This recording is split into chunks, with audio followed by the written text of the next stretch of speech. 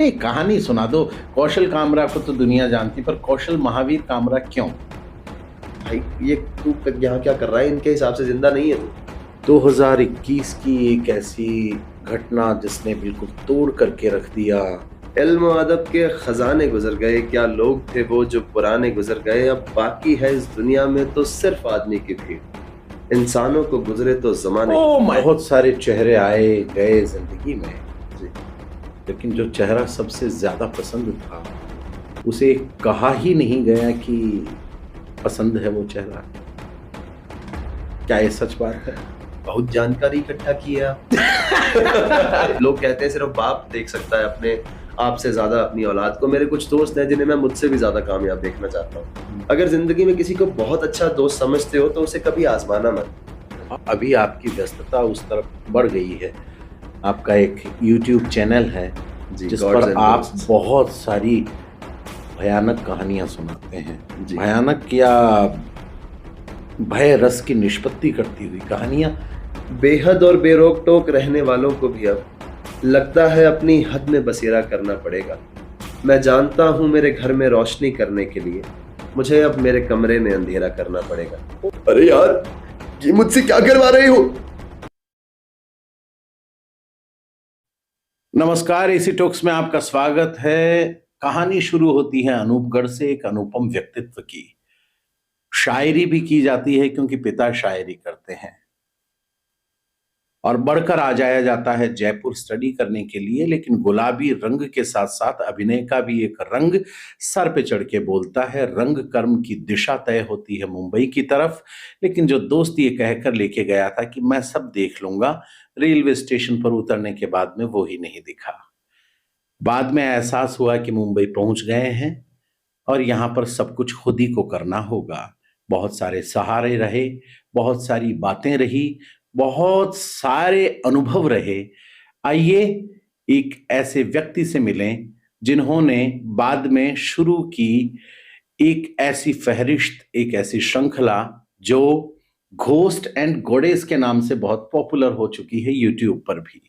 एक ऐसे कहानीकार, एक ऐसे प्रस्तोता, एक ऐसे व्यक्तित्व जिनको उन कहानियों को सुनाते वक्त में कुछ अद्वितीय एहसास होते हैं। कौशल कामरा हमारे बीच में मौजूद हैं, और उन्हीं के एक शेर के साथ क्यों न हो कि मैं शुरू कर दूं। स्वागत है सर। कि फोन वालों के मुंह से खत की बातें, उस औरत के मुंह से मोहब्बत की बातें, खानदान में सभी ने दिल तुड़वाया है, मुझसे न कीजिए विरासत की बातें। बहुत बहुत शुक्रिया दादा, फर्स्ट ऑफ ऑल बुलाने के लिए, और मुझे अपने सामने इस तरह से, और इतनी मुझे आपका बात सुनते हुए वो डायलॉग याद आ रहा था गुड्डू पंडित का कि बहुत जानकारी इकट्ठा की है आप। तो मुझे जानकारी, मैं तो जानकारी बोलता हूँ, जानकारी तो टीम इकट्ठी करती है, बस मैं बोल देता हूँ कुल मिला के। लेकिन कौशल, अनूपगढ़ से शुरुआत हुई। हाँ जी। कैसा शहर है अनूपगढ़, और अभी भी क्या स्थान है अनूपगढ़ का अपने दिमाग में?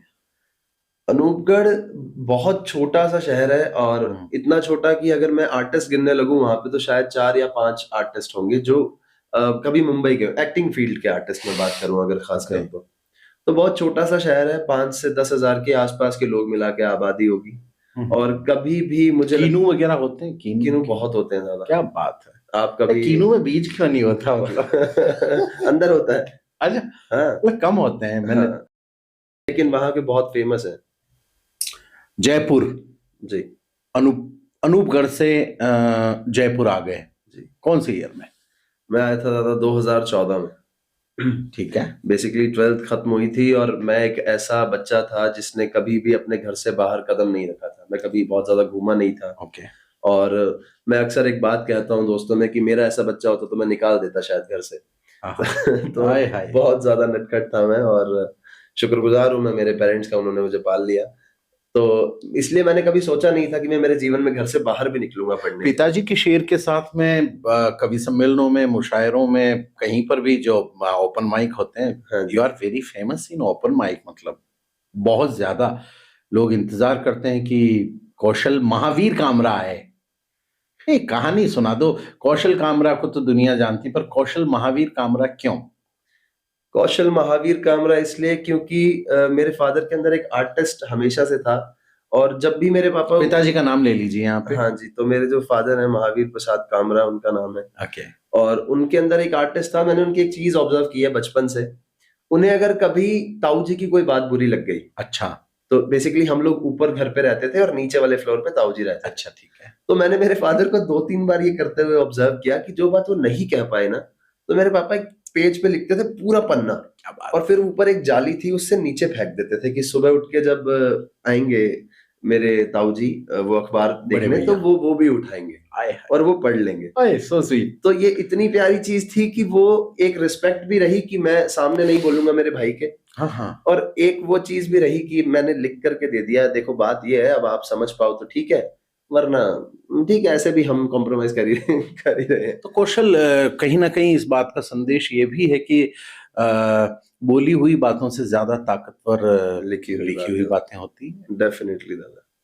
तो पिताजी के शेर के साथ शुरुआत होती है, वो शेर जरा हो जाए तो मजा आ जाए। वो शेर बेसिकली मेरी डायरी में, मतलब एक फादर की डायरी है मेरी, उनमें उन्होंने बहुत कुछ लिखा हुआ है, कुछ खुद का, कुछ किसी और का।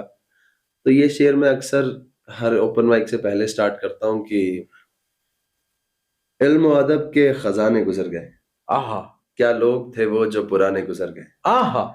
इल्म और अदब के खजाने गुजर गए, क्या लोग थे वो जो पुराने गुजर गए, अब बाकी है इस दुनिया में तो सिर्फ आदमी की भीड़, इंसान जमाने। ओ माय गॉड, क्या बात है, जिंदाबाद। क्या ही शायरी है। शुक्रिया।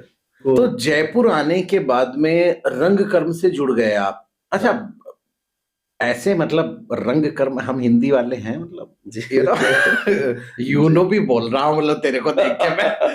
तो हिंदी वाले थिएटर भी बोल देते हैं, रंग कर्म बोल जी, देते हैं। अच्छा, कुछ तो ऐसे हैं मेरे जो ये कहते हैं कि वो नाटक करता है। तो यहाँ आने के बाद में जुड़ गए उससे। मेरा पहले यहाँ पे कॉलेज खत्म हुआ। अच्छा, 3 ठीक है। साल का मैंने हाँ। 2-3 साल मेरा जो बीकॉम मैंने की थी वो खत्म हुई, और फिर बारी आई घर जाने की। वाह। तो मेरे पास कोई बहाना नहीं था यहाँ रहने का। अच्छा।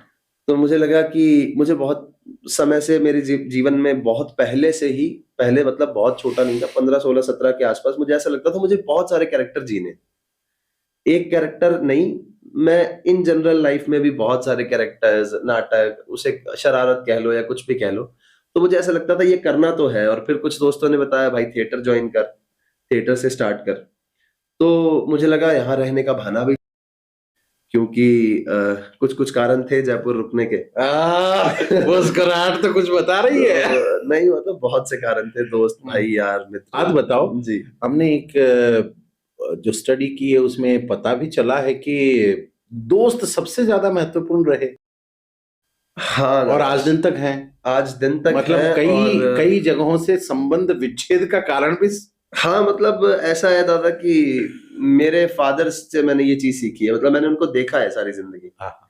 लेकिन आपको एक बहुत इंटरेस्टिंग चीज बताऊंगा कि मेरे फादर जब गए, और उससे पहले उन्होंने जो चीज लिखी थी, वो उन्होंने ऐसा लिखा हुआ था एक डायरी पे, हमें बाद में पढ़ा कि क्योंकि अगर आजमा लिया तो हकीकत सामने आ जाएगी। ओके भाई, बड़ी बात है। तो उन्होंने तो सारी जिंदगी दोस्ती को बहुत महत्व दिया, लेकिन अंत में पता नहीं किस चीज ने उन्हें ये बात लिखने पर मजबूर किया होगा कि आजमाना मत वरना हकीकत सामने आ जाएगी। तो मैं उस बात को भी अब मद्देनजर रखता हूँ मेरी दोस्तियों में, लेकिन फिर भी मेरे लिए दोस्त एक ऐसा शब्द है जो मुझे मेरे लिए बहुत, मेरे कुछ दोस्त हैं ऐसे, लोग कहते हैं सिर्फ बाप देख सकता है अपने आप से ज्यादा अपनी औलाद को, मेरे कुछ दोस्त हैं जिन्हें मैं मुझसे भी ज्यादा कामयाब देखना चाहता हूँ। तो रहे हैं शुरू से बहुत। तो मैं पता है ये जानकारी देने वाला भी एक दोस्त है। और मैं समझ पा रहा हूँ कहाँ तक से ये आ सकती है, क्योंकि बहुत अमन नाम है उसका। जी, मैं समझ गया था कहाँ से आएगी, क्योंकि मेरे जीवन में गिने चुने कुछ ही लोग हैं जो, जिनको मैं, मेरे दिल में बहुत करीब है मेरे। तो और ये तो इन्फॉर्मेशन 1-2 लोगों के पास ही है, तो समझ सकता था कहाँ से आ सकती है। क्या बात है। तो वो वाला कौन था जो रेलवे स्टेशन पे छोड़ के चला गया? मतलब क्या, मतलब मुझे सुनकर मतलब बहुत ज्यादा दुख हुआ है कि क्या कोई ऐसा हो सकता है जो ये कह के लेके जाए कि मैं सब देख लूंगा, और फिर वो खुद ही नहीं दिखा। नहीं, मुझे भी आज भी उससे कोई गिला शिकवा नहीं है, आपको हाँ, हकीकत बताऊं तो, क्योंकि ना शायद मेरा वो लिखा हुआ सफर था जो उसकी वजह से शुरू हुआ, और अगर वो मुझे अपने घर ले भी जाता तो मेरे सफर में बहुत ज्यादा आसानियां नहीं आने वाली थी। ठीक है। क्योंकि मुंबई एक ऐसा शहर है जहां पर जब आप कदम रखते हो, हालांकि पैदा होता ही स्ट्रगल इंसान का शुरू होता है, लेकिन मुंबई एक अलग दुनिया है। भारत में 2 भारत है, मुंबई और बाकी का भारत, मालूम है। तो आप जब मुंबई के अंदर कदम रखते हो, आपका स्ट्रगल उसी सेकंड से स्टार्ट हो जाता है, और मेरा हो गया था मुंबई आने से पहले ही। क्योंकि मुंबई पहुंचते ही एक आम इंसान को बहुत ज्यादा वहां पर ह्यूमिडिटी है, बहुत गर्मी है, हाँ, तो नॉर्मली तो सरवाइव करना बहुत मुश्किल है। बहुत, वाकई बहुत मुश्किल वहां है। पर आपको जहां रह रहे हो, जिस चीज से जाना है और जहां जाना है, तीनों जगह एसी है, तो आप सरवाइव कर सकते हो। मुंबई की एक खास बात और भी है जी, मुंबई हिंदुस्तान का सबसे सस्ता शहर भी है और सबसे महंगा भी। एग्जैक्टली, बहुत सही बात कही। हर तरीके से। हम 50 रुपए की थाली में पेट भर खाना खाते थे। अब मैं और समझ में आया। 5,000 में हम एक चौल के अंदर रहते थे। हम्म। तो उस दोस्त ने ऐसा छोड़ा, वो बेसिकली उसे मैं बहुत अच्छा दोस्त कह भी नहीं सकता हूँ। वो हमारे साथ थिएटर ही करता था। उसने बोला कि आ जाओ मुंबई, मेरे घर में रुक जाना। और जब हम पहुंचे तो बोला, यार मेरा तो फ्लैट फुल है, तो मेरे घर तो नहीं रुक सकते हो, मैं तुम्हें कुछ देख दूंगा। फिर हम हमारा सामान उठाकर, हमें पता लगा महाड़ा नाम की एक जगह है जहाँ पर सब स्ट्रगलर्स रहते हैं। हम लोग वहां पहुंचे और वहां एक चंदन भाई थे चाय वाले, अगर वो सुन ले कभी यहाँ से तो उनका शुक्रगुजार हूं मैं। जिंदाबाद। उन्होंने हमें बताया कि यहाँ पर कुछ लोग रहते हैं, और मैं बहुत शुक्रगुजार हूं कि वो दोस्त नहीं आया, क्योंकि उनकी वजह से मैं मेरी जिंदगी में इतने हसीन लोगों से मिला हूं, मैं शायद नहीं मिल पाता उसके साथ रहता हूँ। हमने जिनके साथ थिएटर किया आगे चल करके, हमारे एनएसडी सिक्किम से पास्ड आउट हैं डायरेक्टर आशुतोष पांडे जी। और मेरी जिंदगी का बेस्ट थिएटर तो मैंने किया ही मुंबई पहुंच के। उससे पहले यहाँ पर तो कभी कोरस मिलता था, और कभी एक आध कैरेक्टर, अभिषेक कभी गोस्वामी लीड जी रोल के किया, साथ मतलब थिएटर में भी एक प्ले किया था मैंने, बहुत play छोटा किया। सा प्ले था जिसमें मुझे लीड रोल का मौका मिला था, क्योंकि जो लीड कर रहा था शायद उससे सही नहीं हो रहा था। ओके। तो तुरंत मैंने करके दिखाया तो वो मिल गया। ओके। आज वो डायरेक्टर मुंबई में है और शॉर्ट मूवीज और अच्छा काम कर रहे हैं। दीपांकर नाम है उनका। तो उनके एक प्ले में मैंने लीड भी किया था। लेकिन फिर मैं उनसे मिला, आशुतोष पांडे, एक हमारे भाई हैं निखिल भाई, अभिषेक भाई, अमित भाई, नाम फहरिस्त बहुत लंबी है। क्या बात है। इतने एक सवाल है, फटाक से सवाल है और खटाक से जवाब है। जी जी जी। आरजे अभी कौन है? आरजे अभी? जी जी जी, वो आरजे अभी मेरी लाइफ का एक छोटा सा पहलू है। क्योंकि एक एफएम है जिसमें मुझे रेडियो करने का मौका मिला। उन्हीं के थ्रू मैंने ऑस्ट्रेलिया के भी बहुत सारे शोज किए। एक ऑस्ट्रेलिया में रेडियो, मतलब यहीं से रिकॉर्ड होके जाता था, पर बजता ऑस्ट्रेलिया ब्रिस्बेन में था। तो ये एक लाइफ का प्रसंग था जो बहुत अच्छा रहा। मुझे मन भी था रेडियो करने का। मेरा एक शो आता था K3G, किताबें, ख्याल, खुशियां और गम। ओह वाह, और क्या बात है। उसमें हम लोगों से पूछा करते थे कि क्या दिक्कत कहाँ है जिंदगी में, मोहब्बत में क्या दिक्कत है। अच्छा। क्योंकि हमने अच्छे खासे मतलब लोग ऐसा भी कह देते होंगे ना, मोहब्बत ही दिक्कत है। मोहब्बत तो खैर, लेकिन हमने अच्छा खासा भुगत लिया है, तो हम बता सकते हैं कहाँ कहाँ चीजें सही हो सकती है। ठीक है। तो बस इसीलिए वो शो था। और आरजे अभी बहुत अच्छा समय रहा, जितना समय मैंने 1 साल ये रेडियो पे दिया है, 6 महीने।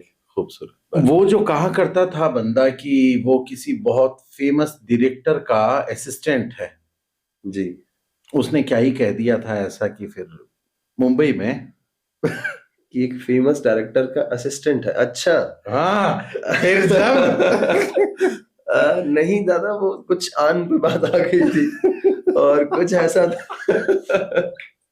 हम तो सोचते थे कि अब तक लड़कियों की आन पे बात आती होगी, पर नहीं देखिए लड़कियों के साथ तो चलो ठीक है कि उनकी चॉइस है, अगर वो मान ले जाएं लोगों से ये चीज बात तो ठीक है। लड़कों के साथ थोड़ा वैसा है कि हमसे कोई पूछ भी लेता है तो हमें बहुत ज्यादा ही वैसा लग जाता है, क्योंकि दिक्कत ये भी थी कि वो बोला कि आप आइए। और बहुत इंटरेस्टिंग स्टोरी है। उसने बोला कि आप आइए और आपको 12,000 रुपए पेमेंट होगी। अच्छा, और अगर पर डे? हाँ, उसी मीटिंग की। अच्छा, कि पहले आपको एक फर्स्ट लेवल पे मिलवाया जाएगा। अगर आपकी मीटिंग में उनको पसंद आए आप, तो 12,000 रुपए पेमेंट होगी, और फिर आपको आगे मिलवाएंगे ऊपर बड़े आदमी से। तो वो जो मेन आदमी था उस तक पहुंचते पहुंचते 5 स्टेप भी थे। तो मुझे लगा नहीं यार, ये तो फिर तुमने कहा होगा ये जौहर तो मैं नहीं दिखा पाऊंगा। और बेसिकली ऐसा है कि मैं जिस परिवार से आता हूँ, जिस जगह से आता हूँ, वहां पर मैंने आज तक 3 बार कॉर्पोरेट जॉब की है, और हर बार मैंने मेरी मर्जी से ही छोड़ी है, क्योंकि मुझे एटीट्यूड नहीं समझ आया लोगों का, सामने वालों का। क्या क्योंकि बात है। पूरी दुनिया में ये लोग जानते हैं इस बात को कि कॉर्पोरेट जॉब्स में प्रॉब्लम है। कौशल, तुम्हें देखकर लगता है जी। लाइक ए स्टार, एक अभिनेता, बहुत गहरा अभिनेता, अ, किस तरह का, मतलब वो क्या बोलेंगे आप, रोल किस तरह के पसंद हैं, मतलब निगेटिव या पॉजिटिव, हीरो वाले या मतलब नहीं, हीरो वाले मुझे बहुत ज्यादा रोल कभी समझ में आए नहीं। नहीं आए ना? लेकिन हाँ, मुझे रोल्स उस तरह के पसंद हैं हम्म, जिसमें एक कैरेक्टर हो प्ले करने को, कि लोग ऐसा सोचें कि ये क्या कर दिया इसने, मतलब साइको दैट्स कैरेक्टर्स ग्रेट। और यस, नेगेटिव कैरेक्टर्स। ओके। ये कुछ कैरेक्टर थे जो मुझे बहुत ज्यादा फैसिनेट करते हैं। अनूपगढ़ के यहाँ पर पंजाब, लगभग पंजाबी कल्चर आ ही जाता है, जी जी, तो डेफिनेटली। ये वाला मतलब पंजाबी मुंडा, तो कभी प्रयास करना पड़ता है ऐसा अलग अलग लुक के लिए जी जी। फिल्म इंडस्ट्री में, कि ये लुक कर लीजिए, वो लुक कर हम्म। लीजिए, तो कभी कहा गया है कि भाई कटा लो, हटा लो, मतलब कोई अनुराग कश्यप आया था, ये छाती के बाल कटा लो, नहीं छाती पे बाल उगा लो। ना, बहुत मिले आपको मुंबई में, अगर आप जाएंगे कभी जी। और आप एक्टिंग फील्ड में हैं, तो आपको हर मोड़ पे अनुराग कश्यप मिलता है। हाँ हर मोड़ पे मुकेश चावड़ा कास्टिंग कर रहा होता है। हाँ। तो मैं एक बार रोड से गुजर रहा था, और एक मनोज नाम का कास्टिंग डायरेक्टर था। उन्होंने मुझे आवाज दी, "ए, इधर इधर इधर।" मैंने कहा, "जी भाई।" "बजाज की ऐड करेगा?"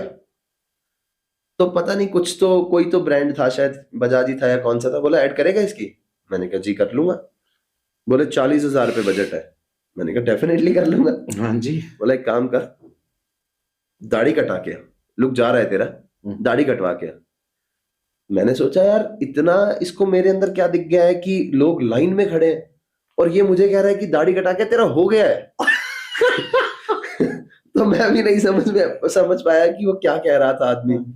तो मैं गया, मैंने अमन से बात की, मैं और अमन साथ में रहते थे, तो मैंने बोला, "अमन यार, उसने बोला है दाढ़ी कटा के आ, और ऐसे ऐसे काम।" अमन मुझसे बहुत ज्यादा मैच्योर था जब बॉम्बे पहुंचा। ओके। मैं बिल्कुल उस तरह से गया था जैसे कोई नौसिखिया इंसान जाता है, कोरा तो कागज। कोरा कागज। और हाँ, मैं अमन, जो चाहे लिख दो। जी जी जी, और अमन बहुत बहुत बड़ा सहारा था मेरे जीवन का। पर कुछ एक मामले थे जहां मैंने भी उसे सिखाया। अरे वाह, तो क्या बात है। लेकिन हाँ, एज ए मैच्योरिटी उस बंदे ने मुझे बहुत मुझे सिखाया। तो उससे मैंने पूछा कि भाई क्या करूं? तो बोला, उसको जाके बोल कि मेरी ना दाढ़ी में लुक फाइनल हो चुका है और एक मेरा शूट है, तो मैं उसको छोड़ूं या फिर वहां पे कॉस्ट्यूम में बियर्ड वेड लगा लूंगा, आप पहले कंफर्म बताओ, कंफर्म है क्या? मैं उस बंदे के पास गया, उसने मेरे को बोला, "हाँ भाई कंफर्म है, तू कटा गया।" मैं क्लीन शेवन बहुत बुरा लगता हूँ। अच्छा। तो मैं खुद नहीं देख पाता हूँ खुद को। और इससे जुड़ा हुआ अभी एक किस्सा सुनाऊंगा क्लीन शेवन से भी। जी। तो मैं उसके पास गया, मैंने बोला कि दादा, हाँ जी दादा बताइए, कहाँ है मनोज जी? तो तब उसका असिस्टेंट खड़ा था।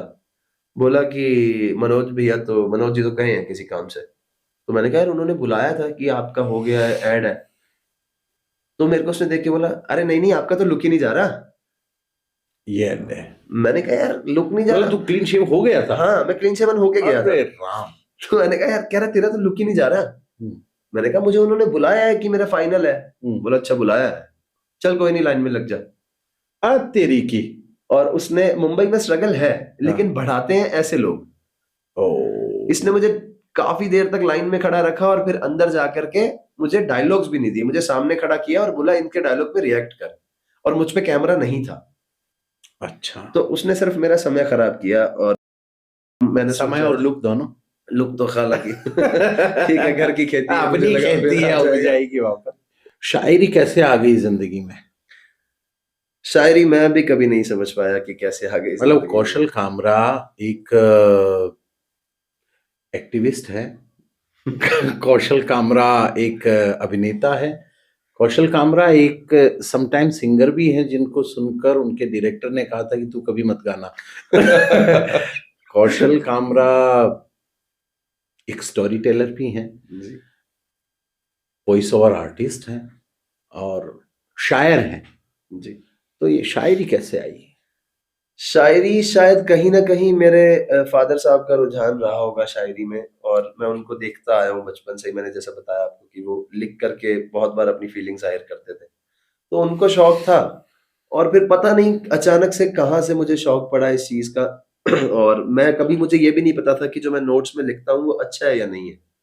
वो मुझे तब पता लगा कि जब मेरे जीवन में मेरी होने वाली जो पत्नी है वो आई, और तब मैं जब उन्हें, ये मैं ऑफ़िस के टाइम पे जब हमें लंच मिलता था दोनों को साथ में, तो मैं ऑफ़िस के नीचे, नाइट शिफ्ट थी हमारी, नीचे सीढ़ियों पे बैठ कर के सुनाया करता था उन्हें।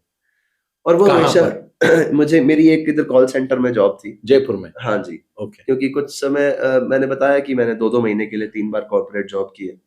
तो मैं उसी 2 महीने के लिए वहाँ पे मैंने जॉब की थी, और शायद वो मेरी डेस्टिनी थी कि मुझे वो जॉब में जाना था, और उनका मुझसे मिलना हुआ। क्योंकि 2 महीने ही की मैंने वहाँ पे जॉब। पर मैं सीढ़ियों पे बैठकर जब सुनाता था शायरी, तो उसने मुझे बहुत मोटिवेट किया कि आप अच्छा कर रहे हो, आप स्टेज पे जाओ, आप बहुत अच्छा लिखते हो। तो बहुत अच्छा तो पता नहीं लिखते हैं या नहीं, लेकिन स्टेज पे आया मैं, और स्टेज पे आने के बाद फिर धीरे-धीरे, धीरे-धीरे मेरे साथ बहुत बार होता था कि जब मैं एक पंजाबी सिंगर का गाना है कि कोई कर जा बेवफ़ाई कुछ गीत झोली पा दे। मतलब कोई बेवफ़ाई कर जाएगी तो मेरी झोली में कुछ गीत गिर जाएँगे। आए हाय! तो मेरे साथ ऐसा था, फिर मैं बहुत बार गम ढूँढने भी लगा। अच्छा। कि ओके। हम परेशान रहेंगे हाँ। तो कुछ लिखा जाएगा, और मोस्टली तभी बहुत अच्छा-अच्छा जो मुझे पसंद आया खुद का लिखा हुआ, और उन्हें आया तो वो लिखा गया। तो इस तरह से क्या बात! शायरी अपनी जगह बनाती चली गई। 2021 की एक ऐसी घटना जिसने बिल्कुल तोड़ करके रख दिया, और चूँकि बहुत ज़्यादा क्लोज़ भी रहे, दोस्तों से लड़ाई हो जाने के बाद में, वैसे तो पिता ऐसे होते हैं कि दोस्तों का साथ छुड़वाने वाले पिता तो मैंने कई देखे, लेकिन दोस्तों में वापस साम्य कराने वाले और पेचअप करवाने वाले लोग बड़े कम देखे हैं हमने। कितने क्लोज़ थे उनके? हम मतलब ये काफ़ी भावुक कर देने वाला सवाल है मेरे लिए भी। क्लोज़ का तो कोई मापदंड ही नहीं है मेरे हिसाब से। मैं बता ही नहीं पाऊँगा हम कितने क्लोज़ थे, या क्या नहीं था। लेकिन हाँ, मुझे एक एक मैंने उनके जाने के बाद किसी को एक बात कही थी कि मेरे ज़िंदगी में एक ही इंसान था और वो अब चला गया है।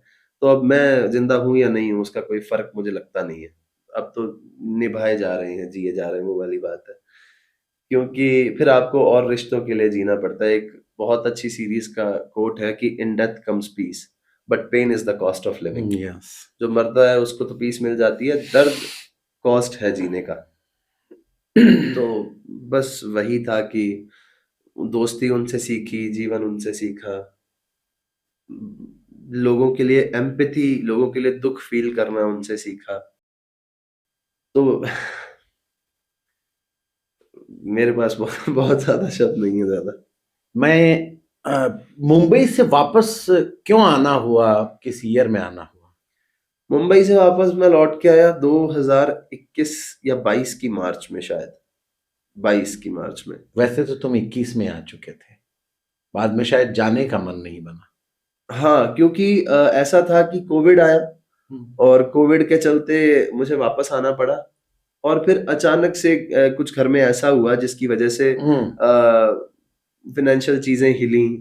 कोई एक ऐसा इंसान जिसको मेरे फ़ादर अपना तीसरा बेटा कहते थे, वहाँ से कुछ चीज़ें हुई, फिर कुछ एक लॉस लगे, और फिर ये करते-करते तब मुझे मेरी ज़िम्मेदारी समझ में आई कि अब मुझे कम से कम माँगने तो नहीं है पैसे। राजनीतिक लोग भी हैं परिवार में, जी, मेरे जो ताऊ जी हैं वो तो सक्रिय राजनीति में आ जाओगे तुम तो फिर। वंशवाद तो चलता है राजनीति नहीं, में। नहीं दादा, वंशवाद तो डेफ़िनेटली चलता है, लेकिन नहीं, मुझे नहीं लगता कि मैं कभी राजनीति में आऊँगा, या क्यों? रीज़न क्या है? मुझे ये लोग ही तुम पसंद। अक्सर बात करते हो समाज को सुधारने की, जो चल रहा है उसको बदल देने की, फिर राजनीति में क्यों नहीं आना चाहते हैं कौशल कामरा?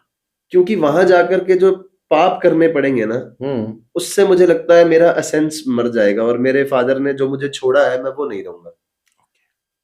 तो मैं नहीं कर पाऊँगा। अब सुधार के लिए मैं हर जहाँ देखता हूँ कि यहाँ सुधार की ज़रूरत है, तो मैं वहाँ बोलता हूँ।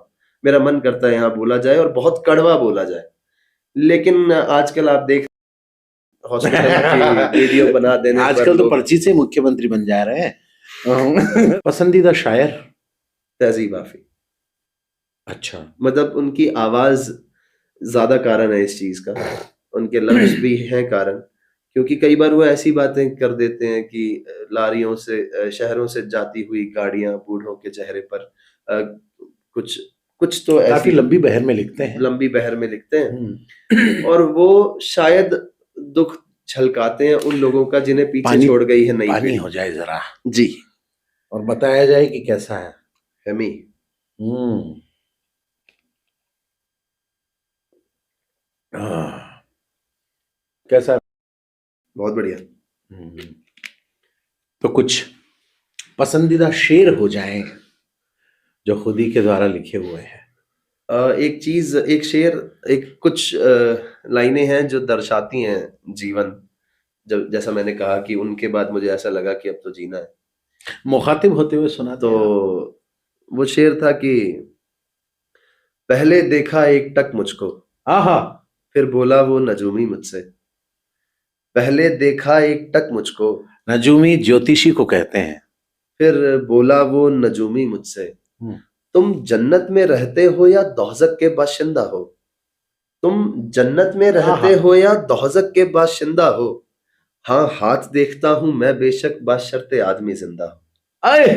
क्या बात शुक्रिया ज़रा। है! तो मुझे ऐसा, मैंने एक बार एक चीज़ सोची थी, कभी मैं अगर किसी ज्योतिषी को हाथ दिखाने जाऊँ हुँ। और वो हाथ देखकर कह दे कि भाई ये तू यहाँ क्या कर रहा है? इनके हिसाब से ज़िंदा नहीं है तू।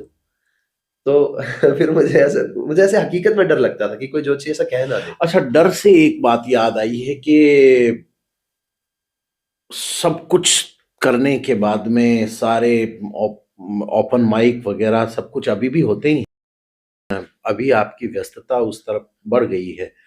आपका एक यूट्यूब चैनल है, जी, जिस गॉड्स पर एंड आप घोस्ट्स। बहुत सारी भयानक कहानियाँ सुनाते हैं। जी। भयानक या भय रस की निष्पत्ति करती हुई कहानियाँ। पहले तो चैनल का नाम बताएँ आप। जी, गॉड्स एंड घोस्ट्स नाम से ये चैनल है अच्छा। और यहाँ पर मैं लोगों से आई हुई कहानियाँ नैरेट करता हूँ, हुँ। लोगों तक पहुँचाता हूँ। अच्छा, लोग भेजते हैं। जी, तो अगर तो मान लीजिए, मतलब ये स्क्रिप्टेड तो नहीं है? नहीं, नहीं, बिल्कुल नहीं है।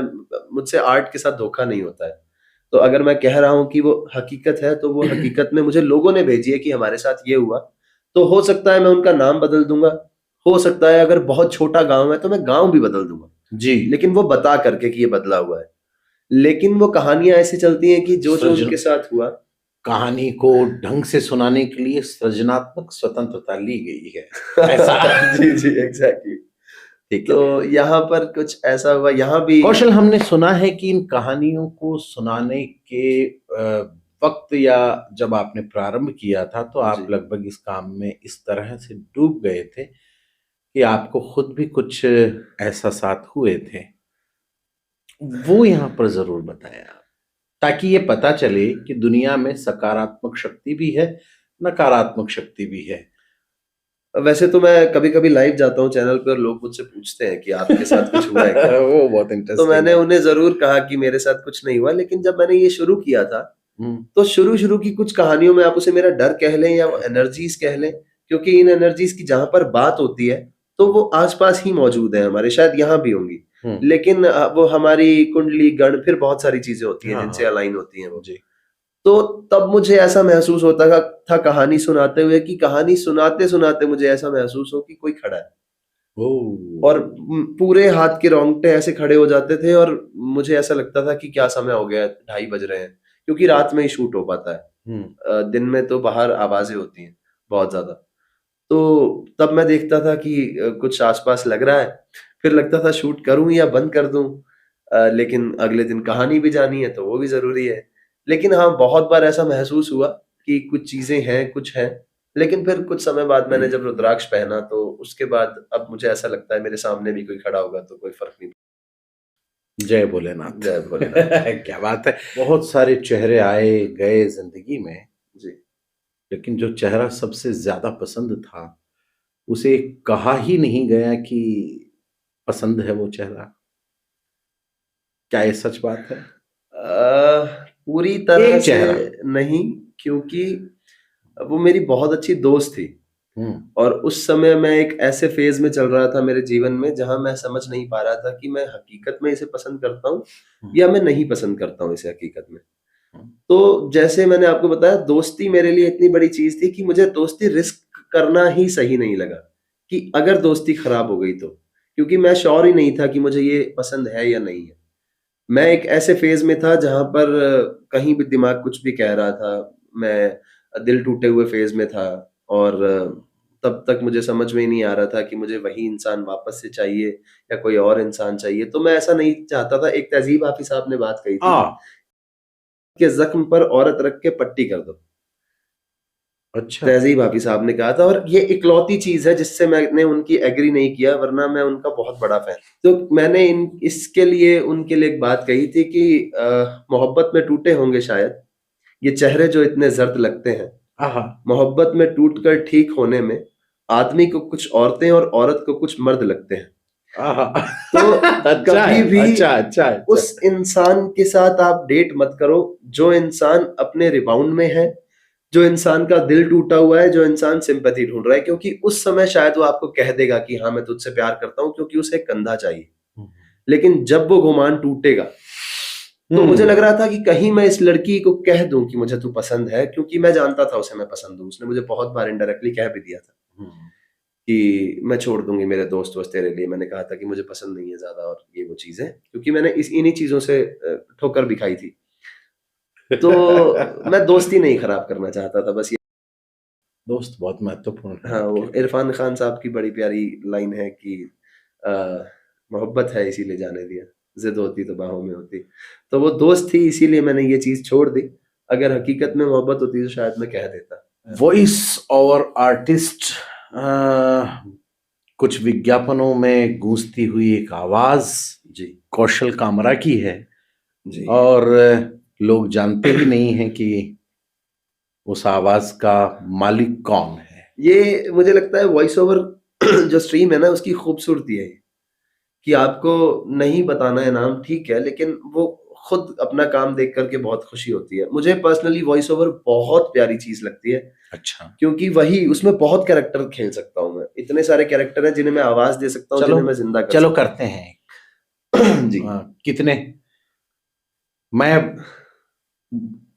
1 2 3 4 5 कैरेक्टर सेट कर लो अपने दिमाग में। मैं बोलूंगा 1 2 3 4 5। Okay, done. शुरू करते हैं। 1। अरे दलबीर, क्या दिक्कत आ रही है? कि तो जाग आया लेके। 2। और इसके बाद वहां पर एक लोग आकर उसे देखने लगे और उन दोनों लोगों ने वहां पर खड़े होकर के कई देर तक सोचा। 3। अरे यार, ये मुझसे क्या करवा रहे हो? 4। उसके बाद वहां पर खड़ी हुई तीनों लड़कियों ने वहां पर उसे घूर करके देखा, लेकिन वहां पर उसे कुछ भी समझ में नहीं आ रहा था। 5। अरे ये कौन है? मुझे तो कुछ समझ में ही नहीं आ रहा। एक बार आपने वो करके बताया था हमें, देवसेना वाला, मतलब कौन, भल्लाल देव बोल रहा था या वो कमाल था। वो हो जाए थोड़ा सा। महासेना, क्या है मृत्यु? हमारे आत्मबल से हमारे शत्रु का बल ज्यादा है, ये सोचना है मृत्यु।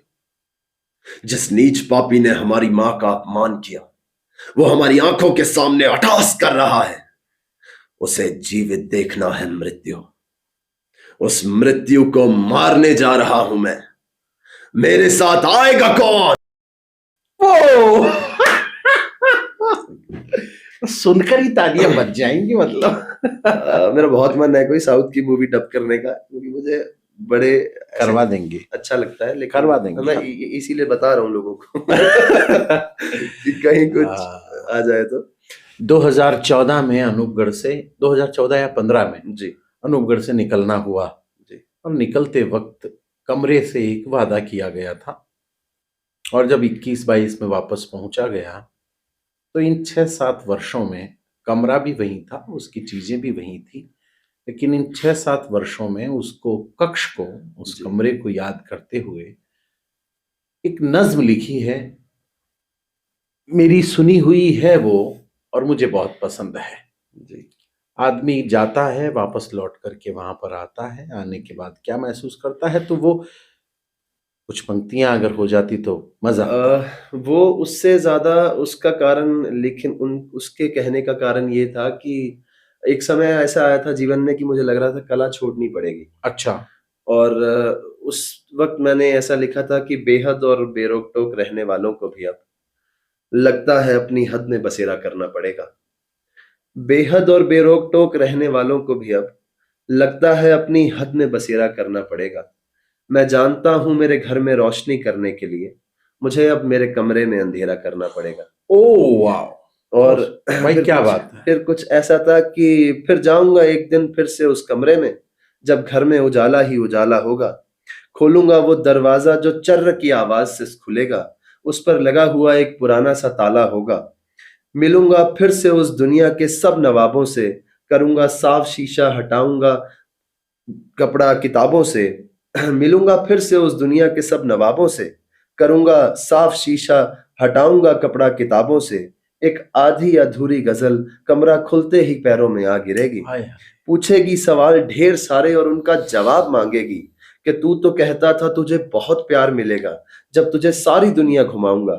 मैं जहां जिस मंच पर जाऊंगा तुझे लेकर के जाऊंगा। तू तो ऐसे परेशान है कि तेरी परेशानी कोई और नहीं बस परिवार हो। जो पहले दिखता था कहा गया तेरी आंखों से कलाकार हो। मैंने भी आंखों से आंसू हटाते हुए उस गजल को पूरा किया और कर ही रहा था कि इतने में बाहर से एक आवाज आई। मेरे कमरे के बाहर की जिंदगी को थी फिर से मेरी याद आई। बंद किया मैंने दरवाजा फिर अपने इस मैखाने का। माँ ने आवाज दी थी कि वक्त हो गया है। वाह, बेहतरीन। बहुत मजा आया, बहुत आनंद आया और जी। बहुत कुछ जानने को मिला।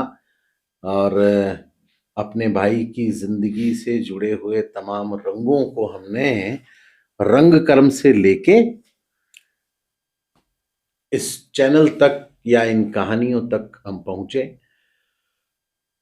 और एक बात जो तुम कहते हो कि दोस्त नहीं है, या दोस्त हैं या दोस्त नहीं है, लोगों पर अब उतना यकीन नहीं हो पाता है। यकीन करने वाले लोग बहुत जल्दी मिलेंगे, जी। कम से कम एक तो मिलेगी। क्या तारीख है वैसे? 12 फरवरी। दोस्तों, कौशल कामरा से हम मिले। कौशल कामरा अभिनेता, रंगकर्मी, वॉइस ओवर आर्टिस्ट, बहुत कुछ, लेकिन एक शायर के रूप में कौशल महावीर कामरा से हम आज मिले। और बहुत सारी शेरियत हुई, बहुत सारी गजलें हुई, बहुत सारी नज़में हुई, बहुत गहरी बातें हुई और जानने का अवसर मिला अलग अलग क्षेत्रों से जुड़े हुए अलग अलग अनुभवों को। अगला पॉडकास्ट किस शख्सियत का हो ये आप भी तय करके हमें ज़रूर बताएं। और अगर बेहतरीन लगता हो, लगता ही होगा मतलब, क्यों? 200%। मुझे बहुत पसंद है, मैं भी देखता हूँ आपके पॉडकास्ट। तो अच्छा लगता है आपको तो इसे शेयर भी कीजिए, लोगों को बताइए, इसे क्या बोलते हैं वो सब्सक्राइब कीजिए। हमें तो कुछ आता नहीं है बताना, पर जो करना है वो कर लीजिए। मतलब हमसे जुड़े रहने के लिए जो आप कर सकते हैं वो तमाम चीजें कीजिए। आपसे मुलाकात होती रहेगी इसी टॉक्स में। बहुत बहुत आभार, बहुत बहुत धन्यवाद।